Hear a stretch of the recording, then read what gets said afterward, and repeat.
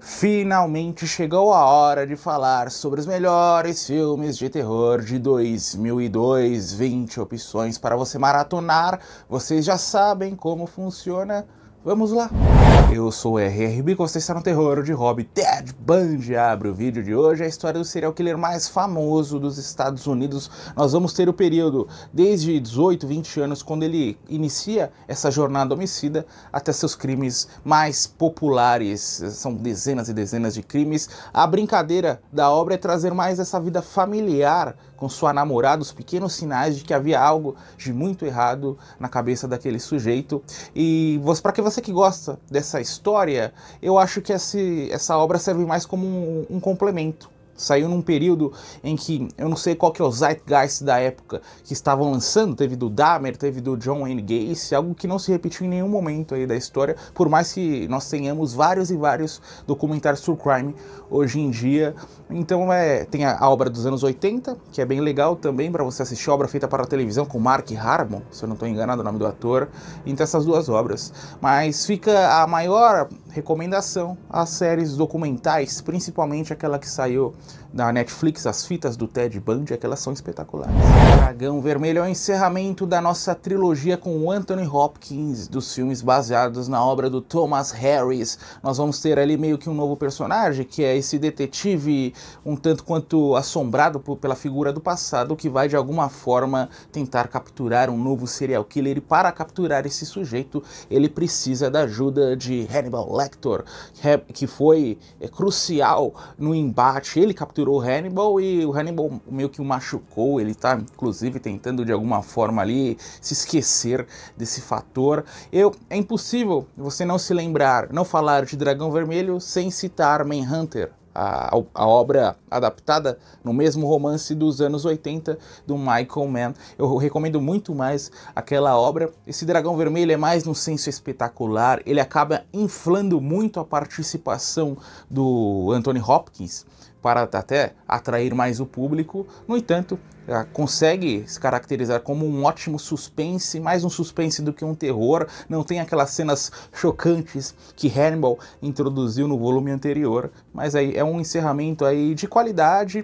Teve a série também, né, com o Mads Mikkelsen, é um universo fabuloso, e às vezes eu sempre cito essa grande saga, essa grande franquia, eu me esqueço que teve um filme lá de 2005, 2006, 2007, Hannibal, A Origem. Eu não assisti essa obra ainda, me falem aí nos comentários se ela é boa.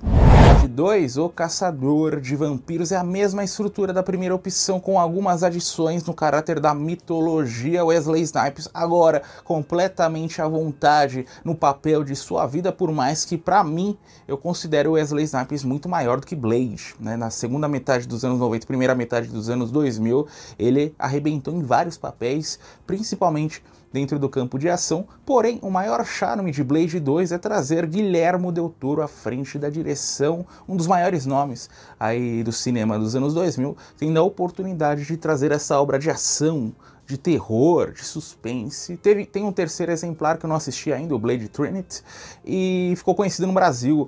O SBT apaixonou uma geração inteira, porque passava a trilogia a cada 15 dias no início dos anos 2000. Eu confesso que eu só fui assistir lá no início da minha vida adulta. O Olho que Tudo Vê, selo Pérola Cinema de Hobby, já recomendei no mínimo uma vez aqui no canal. É o Big Brother do terror. Alguns estranhos resolvem, né? Eles têm uns panfletinhos lá e um reality show, você tem que ficar confinado numa casa isolada que ninguém sabe exatamente a localização.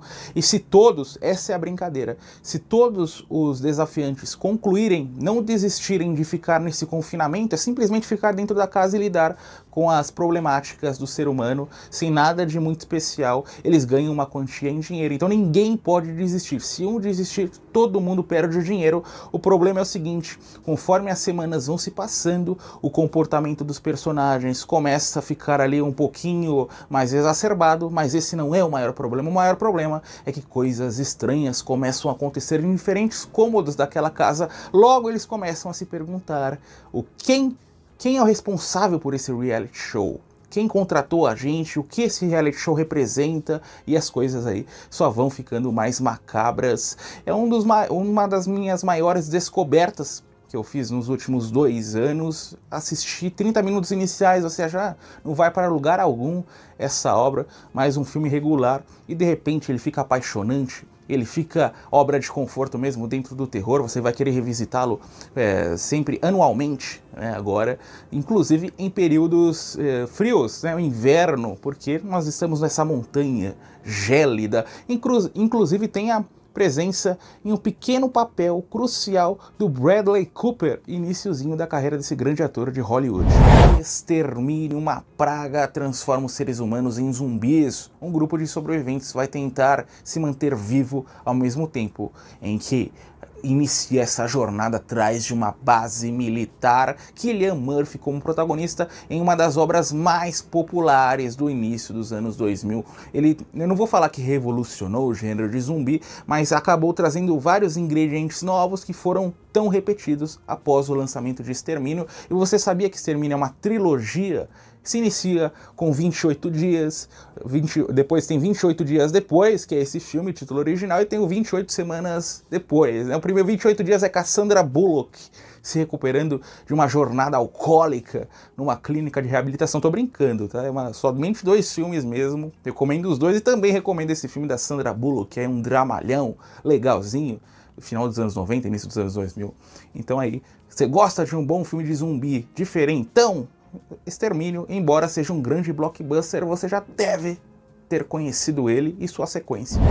Cabana do Inferno, o pessoal tá nessa montanha, no meio da floresta, dentro da cabana, conforme o título sugere, quando acontece um acidente, um homem com uma doença infecciosa vai ser atingido, vai sobreviver, só que ele vai meio que morrer num rio, contaminando o rio e dando a origem a essa grande saga pela improvável figura da sobrevivência, porque essa doença vai contaminar todas essas pessoas, todos esses jovens que estão nessa cabana, e essa doença nojenta, né, que começa a transformar fisicamente os personagens. Cabana do Inferno é a grande obra da filmografia do Eli Roth, que teve filmes com altos e baixos, uns muito bons, outros somente para chocar. Cabana do Inferno é bem legal, traz esse caráter gráfico de uma forma positiva, porque se insere na história, se insere na realidade do personagem, se insere em uma ótima ambientação no meio da floresta, muito verde, muitos rios, muitos animais permeando o local, e claro, uma cabana. Filmes que acontecem dentro de cabanas ou que tenham cabanas sempre vai ter a minha atenção, independentemente de qual gênero for. Até Alf, você se lembra aquele Alf? Tem um episódio especial numa cabana, não sei nem porque eu tô citando Alf, mas Cabana do Inferno é legal, teve sequência, então você quer algo forte, ao mesmo tempo que se utilize bastante de humor, Cabana do Inferno está aí disponível para você conhecer, bem popular, você encontra facilmente em qualquer serviço de streaming. Malditas Aranhas, já falei no canal também sobre esse filme, é um material tóxico, é meio que jogado nessa cidade pequena de forma acidental e vai atingir exatamente essa pequena casa com várias aranhas. Um camarada meio estranho cuida desses animais, e é aí que nós vamos ter uma grande infestação de aranhas mutantes, gigantescas. Tem a aberturazinha com Tom Noonan, né? Eu citei Dragão Vermelho nesse vídeo, a obra original lá dos anos 80, lembrando que o Tom Noonan, o maior papel da carreira desse ator, é exatamente interpretando aquele serial killer, o vilão, né, daquele filme. Aqui uma pequena aparição, tem até a presença do David Arquette, né, como protagonista, o ex-marido da Courtney Cox. E qual que é o foco de Malditas Aranhas? Na diversão, diversão atrás de diversão. Não se atentem aos efeitos especiais, que para a época eram mais ou menos legais. Hoje em dia você fala, meu Deus, como que eles fizeram isso? Como que eles não guardaram mais orçamento para melhorar esses efeitos digitais? Mas continua funcionando. Passava muito no Cine Espetacular. Eu fiz a única vez que eu falei sobre esse filme foi num vídeo que eu fiz sobre filmes que passavam no Cine Espetacular nos anos 2000, então ficou conhecido aqui no Brasil. O SBT trouxe, assim como Blade, várias e várias vezes. E para quem gosta de filmes com aranhas, para quem gosta desse subgênero animais, insetos, aracnídeos, pode dar o play que você vai se divertir. Uma parceria quase perfeita para você colocar com Aracnofobia. O Jogo dos Espíritos, filme B quase trash, extremamente divertido por trazer esse subgênero tabuleiros, Ouija, galerinha na faixa dos 20 anos vai brincar com esse tabuleiro, despertar um espírito diabólico que vai passar a caçar cada um deles. A tentativa aqui é pela sobrevivência e também por entender o que essa entidade representa. 30 minutos iniciais muito bons no caráter de história, colocando o espectador para investigar junto com os personagens, não só o presente, mas também o passado da humanidade para entender o que esse espírito representa. Depois acaba caindo bastante na simplicidade das respostas, surgem personagens do nada que explicam exatamente o que nós queríamos tanto descobrir, mas não perde o charme de ser uma boa opção, uma boa pérola B-trash do início dos anos 2000 e trazer esse subgênero que não tem nenhum apelo comercial em uma época aí que a gente tinha bastante slasher, filmes sobrenaturais tradicionais. Então o Jogo dos Espíritos está aí. Procurem que vale a pena conhecer.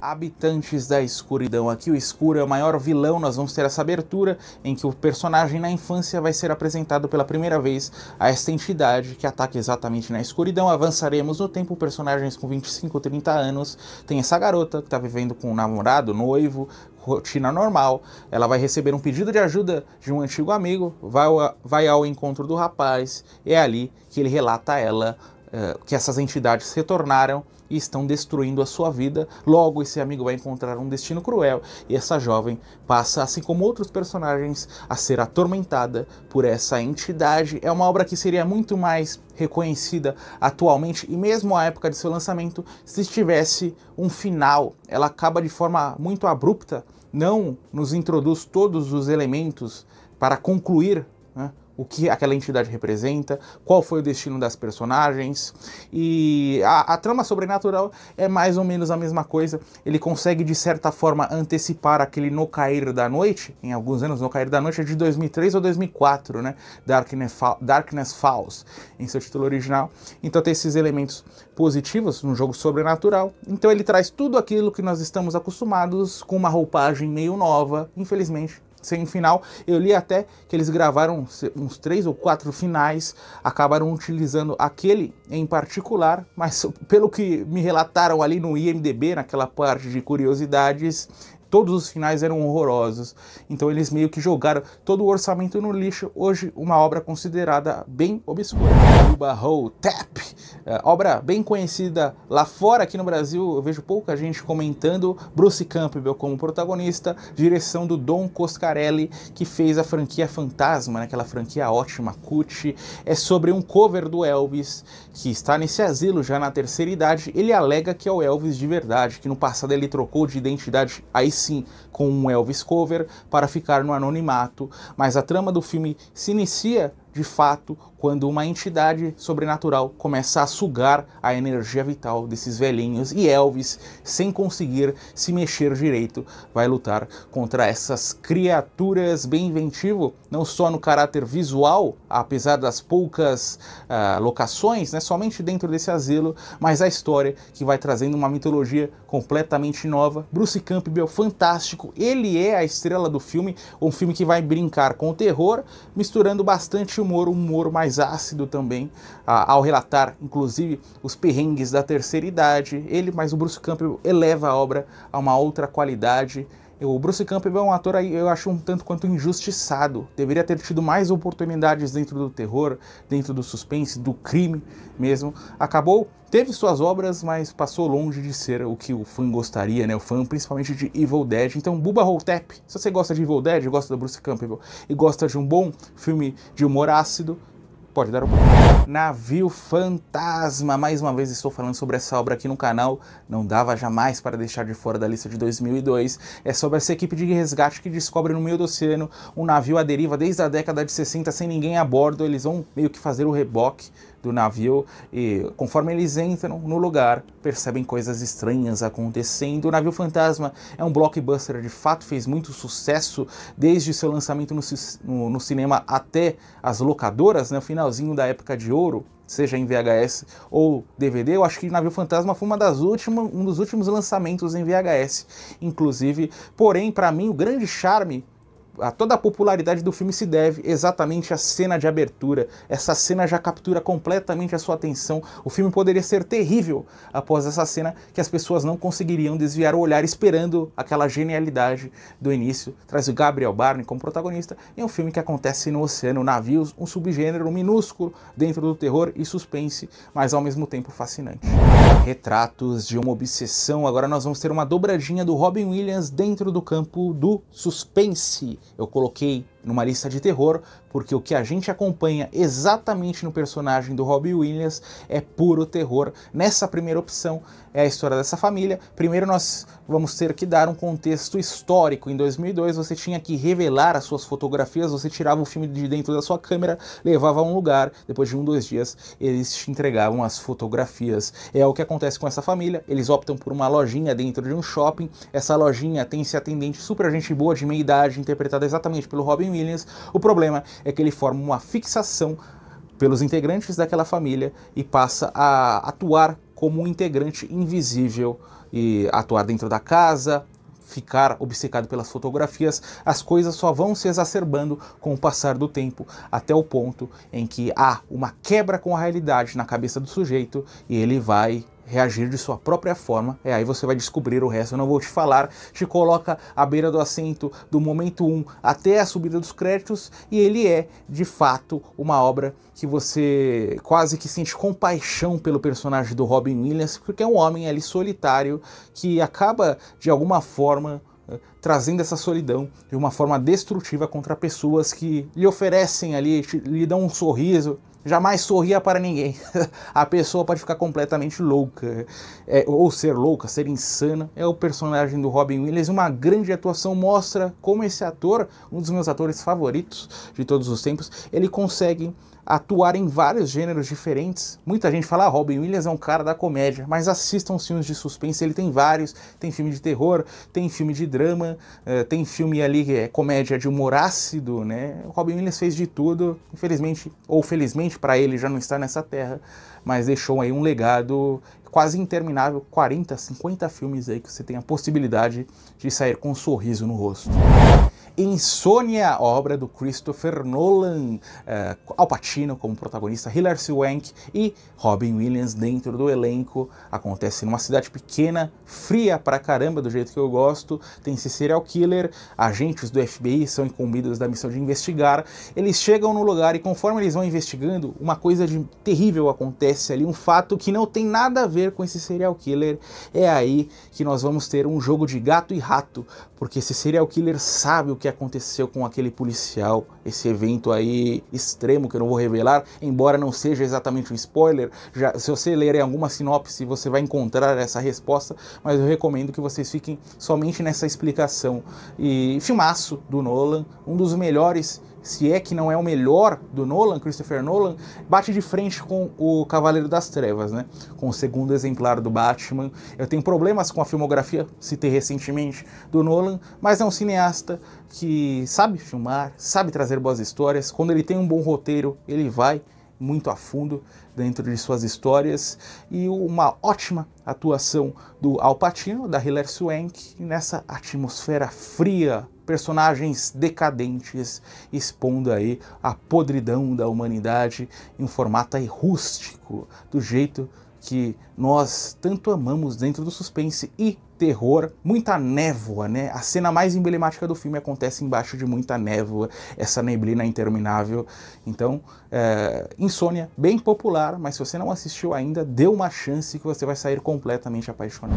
May, obsessão assassina, a história dessa jovem desajustada na faixa dos 20 anos, ela tem uma obsessão com mãos, com bonecas, tem história ruim com sua família, infância, adolescência, início até da vida adulta. Ela não sabe lidar com esse aspecto social, até o ponto em que ela inicia um novo relacionamento, ninguém sabe como, e como ela não consegue conduzir o relacionamento, ele chega a um final, ele chega a um término, e é aí que algo estala na cabeça da garota, e ela inicia um período de loucura, uma loucura gráfica, né? Um lado gráfico que não é nada muito forte e vai de encontro perfeitamente ao que a história requer. Angela Betts como protagonista, talvez o maior filme da carreira dessa boa atriz, na minha opinião, bem menosprezada não, subestimada dentro desse cenário hollywoodiano. Fez outros filmes de terror, fez Carrie, que eu já falei aqui no canal, que eu odiei, o remake, né, desse início dos anos 2000, fez The Two Box Murders, que eu gostei bastante, também um remake.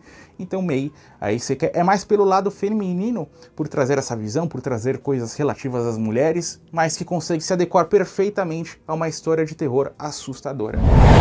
Dog Soldiers, Cães de Caça, é sobre essa equipe do exército que está num treinamento no meio dessa floresta e a equipe vai ser atacada por lobisomens. Nós vamos ter um jogo pela sobrevivência, exército versus lobisomens. Ele foge, é um dos filmes mais diferentões sobre lobisomens que você vai encontrar, e ele foge aos estereótipos tradicionais do terror por trazer personagens fortes. Geralmente nós vemos homens magrelos, os nerds, que não conseguem se defender das ameaças. Aqui não, o camarada tem arma, sabe se defender. E o mais legal é que eles ficam completamente inúteis às ameaças. Quem que assume o comando? As personagens femininas que vão salvar ali, que vão mostrar quem realmente sabe se defender mediante essas ameaças. Tudo acontece nessa casinha. Tem essa floresta, depois tem essa casinha em que eles vão se defender, as criaturas tentando atacar. Eu adorei essa obra, com bastante ação, bastante terror, bastante lado gráfico, e por trazer esse subgênero, filmes de lobisomens, tantas opções, uma das mais únicas que você vai encontrar, principalmente dentro dos anos 2000, ao lado de Ginger Snaps. Ju-On, O Grito, filme japonês. A trama é bem simples, ao mesmo tempo quase incompreensível. Uma casa assombrada por dois espíritos diabólicos que morreram de uma forma violenta, que passam a aterrorizar qualquer pessoa que coloque os pés dentro do lugar. O Ju-On, O Grito tem uma grande franquia, tem uma franquia, essa franquia original dentro do cenário japonês, tem uma linha alternativa dentro do Japão também, tem um remake hollywoodiano que é bem legal, muito bom, seria um exagero, mas é bem legal de assistir, o filme com a maior quantidade de jumpscares que você vai ver na vida. Teve sequência do remake, uma grande franquia, você pode passar, você que quer destrinchar essas franquias de sucesso mais populares do Japão, O Chamado e O Grito, fim de semana inteirinho maratonando essas obras. O Grito eu achei bem inferior, para ser sincero, ao Ringu, né, da década de 90. Ele bate de frente com o Ringu 2, Ringu 0. Eu preciso conhecer várias sequências, inclusive eu assisti a sequência. Falta conhecer a linha alternativa que eu não consegui encontrar, pelo menos na minha última busca, há uns 2 anos, eu não encontrei lugar algum. Takeshi Shimizu, o nome do diretor, obra aí, pra quem gosta de J-Horror, essencial, com certeza. Água Negra, mais terror japonês, Hideo Nakata à frente da direção. Falei de Ringu, agora o diretor da obra, em um filme que bate de frente sobre essa mãe com uma filha pequena que vão morar nesse prédio velho pra caramba. Elas chegam num apartamento e percebem uma espécie de infiltração. Elas contam isso ao zelador, ao pessoal que trabalha no prédio, ninguém acha uma solução. As coisas só vão ficando mais aterrorizantes e bizarras, já que nós estamos dentro do cenário japonês, conforme avançamos pela história. E mais do que isso, nós vamos ter acesso a essa maldição e essa caixa d'água no topo desse prédio, que essa caixa d'água representa as personagens, ao filme e ao próprio espectador. Teve um caso muito semelhante que aconteceu nos Estados Unidos, dentro de um hotel, relativo a uma caixa d'água. Eu vou deixar até o documentário da Netflix que representa perfeitamente essa história, que deu início a uma série de lendas urbanas. Esse filme, Água Negra, teve remake, eu não assisti, tô sempre passando por cima. Tem dia que eu falo, vou assistir ele, e não assisto. Se eu não me engano, o remake é com a Jennifer Connelly, atriz maravilhosa. E esse original aí, eu coloco talvez um top 10, top 15 de filmes japoneses de todos os tempos. Ele tem aquele clima de que algo terrível vai acontecer na próxima cena. A gente espera o destino cruel das personagens. Filme sem muitas cores, aquele lugar velho pra caramba, ao mesmo tempo em que deixa a gente apavorado. Como que essas personagens optam dentro do cenário japonês, que é tudo novo, morar nesse apartamento velho pra caramba. Então aí, pra quem curte terror atmosférico em sua potência mais alta, Água Negra está aí para você assistir e se assustar, sair completamente chocado. The Collingswood Story Found Footage na nossa listinha. Essa trilogia não, esses 3 últimos filmes da lista são todos espetaculares. Até me dói na alma ter que colocar Collingswood Story na terceira opção, outro que também... Todos deveriam ter sido o primeiro, deveria ser uma separação ali, que todos são na mesma proporção de qualidade. Esse é sobre um casal de namorados, a garota acabou tendo que se mudar de cidade para estudar, eles estão por meio da webcams lá em 2002, né, Windows 98, interagindo antes do Halloween. Eles começam nessa historinha, né? Primeiro conversando sobre relacionamento, depois essa historinha de terror. Eles decidem contatar essa vidente para uma brincadeira, só que é nessa sessão que eles têm a vidente falar para eles: ó, eu não queria assustar vocês, mas o lugar em que sua namorada está inserida foi alvo de uma grande seita satânica, e mais do que isso, a casa onde ela está morando é a casa do líder dessa seita, ela tem que sair de lá o mais rápido possível. É aí que as coisas só vão ficando piores com o passar do tempo. Acontece, se eu não me engano, são 2 ou 3 dias, sempre antes do Halloween, e o maior charme é trazer um found footage por webcams, né, aqueles gadgets relativos ao Windows 98, o Windows Millennium. Você teve o Windows Millennium, aquela bomba. Só de me lembrar desse sistema operacional já me dá raiva. O negócio era ruim pra caramba. Então a internet de escada e, claro, essa figura do ocultismo que vai surgindo, seitas satânicas, investigação, porque a personagem em determinado ponto da história sai para bibliotecas, para a antiga casa desse líder dessa seita.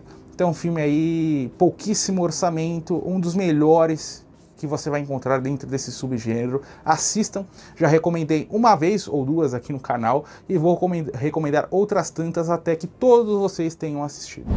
O chamado caso mais emblemático de um remake que consegue superar por muito a obra original, e olha que a original é boa pra caramba. Gore Verbinski à frente da direção, camarada que fez Piratas do Caribe, e Naomi Watts como protagonista, interpretando essa jornalista que decide investigar uma lenda urbana sobre uma fitinha. Conforme as pessoas assistem essa fitinha, elas morrem 7 dias depois. Tudo segundo essa lenda urbana. Samara, ligações telefônicas e a percepção da nossa protagonista que ela fez uma grande bobagem liberando essa maldição sobre a sua família. O Chamado, eu tive um grande preconceito por vários anos, porque ele foi extremamente popular, um blockbuster aí dos mais... Hoje em dia a gente não tem noção do que foi O Chamado em 2002, e por vários anos, até a sua sequência, e eu demorei vários anos para assistir, porque as pessoas falavam Samara para qualquer coisa, né? Quem é mais antigo se lembra. E eu fui assistir lá por 2012, 2013, fiquei apaixonado, se tornou um dos meus filmes, me surpreendendo, um dos meus filmes favoritos de terror.